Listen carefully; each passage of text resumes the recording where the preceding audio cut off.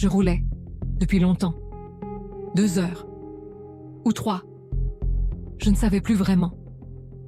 La route était monotone. Une petite route et des arbres. Partout, tout le temps. Le faisceau de mes phares peinait à percer le brouillard. J'étais pressée d'en finir. Cette route faisait peur.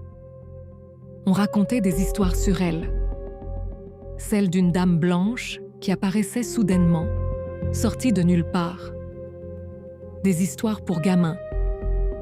Mais lorsque vous êtes seul dans une voiture, sur une route sombre, sans radio, sans GPS, sans personne, même une histoire pour gamins devient terrifiante. C'est là que je l'ai vue. Une silhouette frêle, au bord du fossé. Elle ne faisait pas de grands gestes. Elle marchait, simplement. Dans ce coin-là, on ne laisse personne passer la nuit dehors. Je me suis arrêtée. J'avais peur, alors que j'étais à l'abri dans une voiture. Je ne voulais même pas imaginer si je devais être à sa place, là, à marcher dans ce brouillard. Elle s'est installée sans un bruit. On a échangé quelques mots. Elle s'appelait Sarah. Sa voix était douce. Elle était gentille, souriante. Ça me faisait du bien de la voir avec moi. On a discuté de tout, de rien. Elle me parla du village plus loin, de la chance qu'elle avait que je passe par là. Le chauffage de la voiture tournait à fond, mais un frisson glacial me parcourut soudain la nuque. À l'entrée du village, elle m'a demandé de descendre près d'un vieux calvaire en pierre. Elle m'a remercié avec un sourire triste avant de s'enfoncer dans l'obscurité des ruelles. C'est en reprenant la route que j'ai vu l'intrus sur le siège. Sa veste. Une veste en jean un peu râpée, avec un petit pins en forme d'oiseau sur le col. Elle l'avait oublié. J'ai fait demi-tour. Je devais la lui rendre. De toute façon, je savais que je ne repasserais plus jamais par ici. J'ai fini par trouver la maison. Une vieille bâtisse aux volets clos. Une femme d'un certain âge m'a ouvert, le regard vide.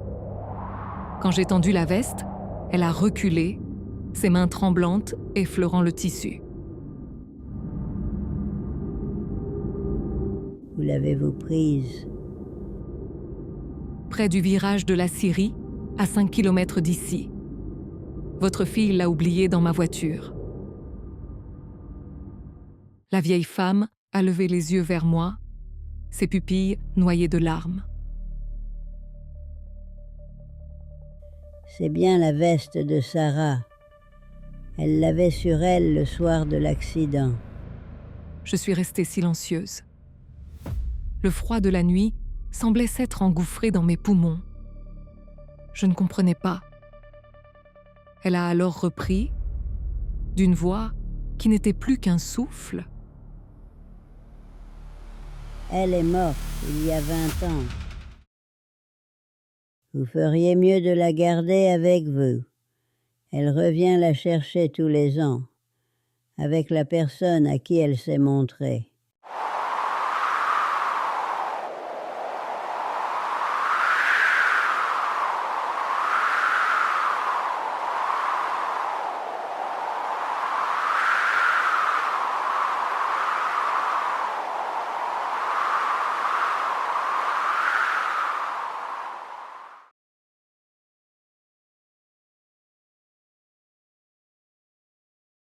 L'algorithme a besoin de votre validation pour continuer son analyse. Abonnez-vous pour ne pas perdre le signal des prochaines archives. Laissez un commentaire. Votre expérience nourrit le système. Restez connecté, si vous le pouvez toujours.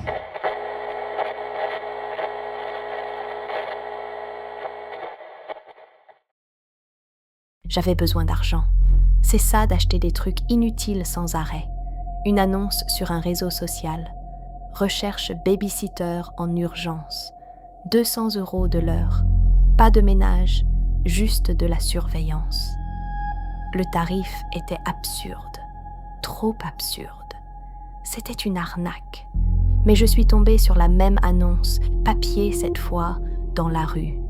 J'avais des factures en retard, des courses à faire.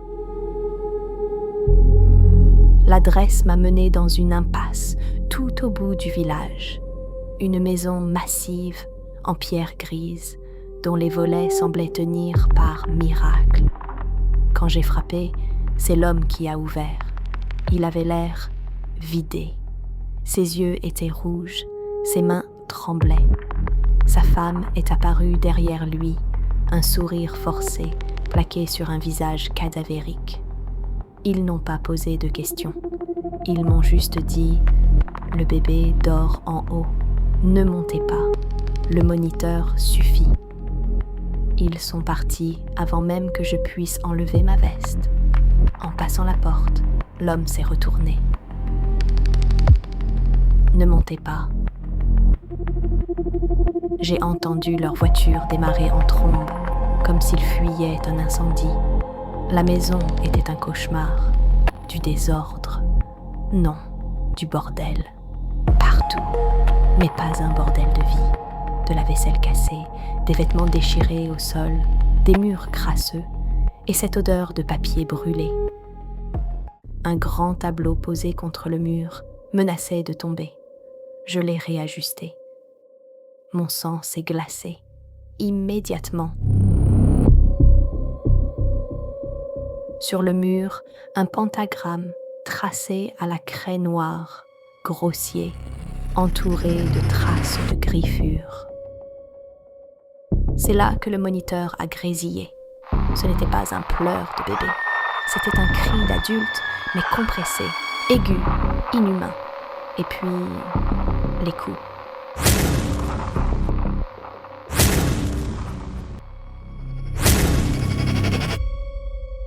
Quelque chose frappait contre le plancher de la chambre, juste au-dessus de ma tête, si fort que la poussière tombait du plafond.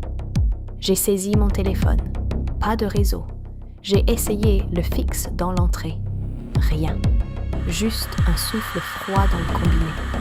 Prise de panique, je suis sortie en courant. J'ai tambouriné à la porte de la seule voisine. J'ai vu son rideau bouger. J'ai hurlé. « Aidez-moi, il y a quelque chose dans cette maison !» La voix est tombée, glaciale, à travers le bois de la porte. « Je ne veux pas de problème, c'est vous qu'ils ont choisi. »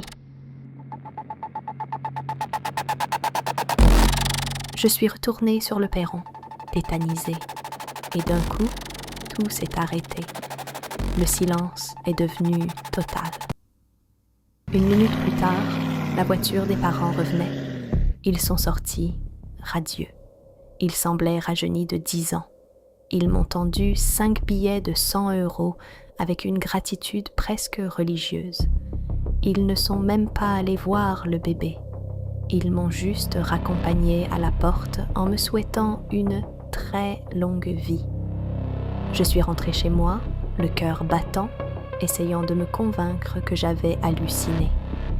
Mais en vidant mes poches, je suis tombée sur un petit papier jauni que je n'avais pas avant de partir, que je n'avais jamais vu.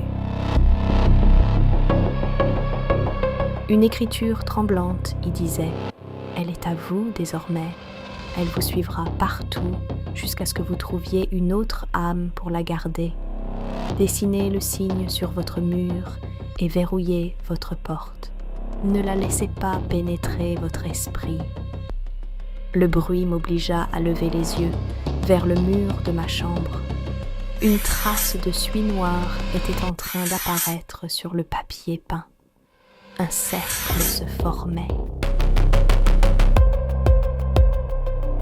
Les pleurs arrivèrent soudain, juste sous mon lit.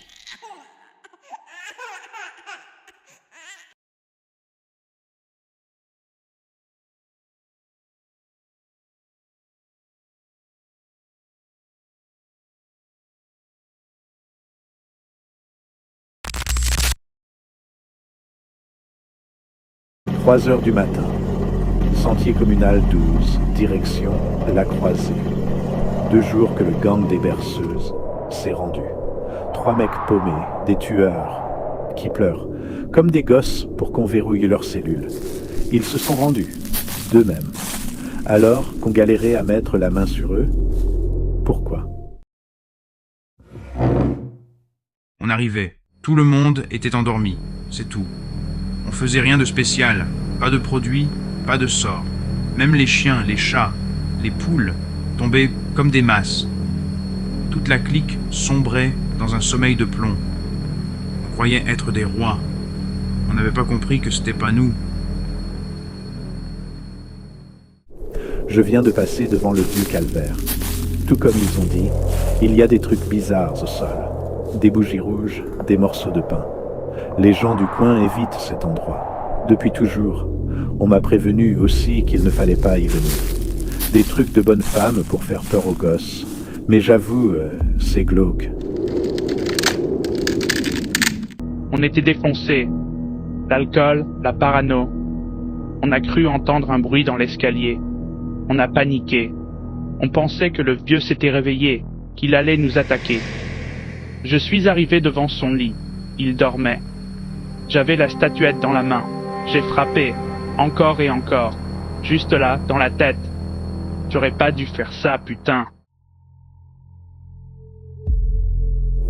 Je suis arrivé, la croisée. 4 chemins se rejoignent. Plus des sentiers que des chemins. C'est immonde. Il y a un amoncellement d'offrandes.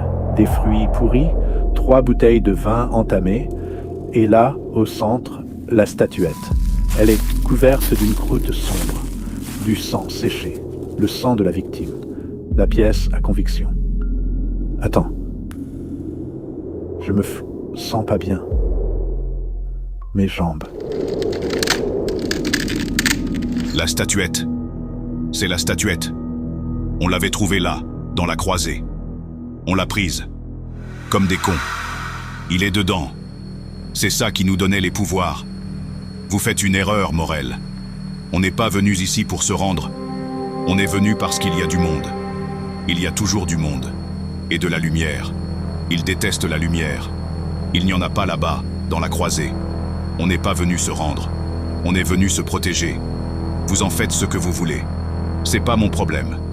Mais ne touchez pas à la statuette. Je ne peux plus bouger. Ils avaient raison. Il est là. Une ombre, immense, sans visage. Le sang a coulé. Tu as pris la place. Maintenant,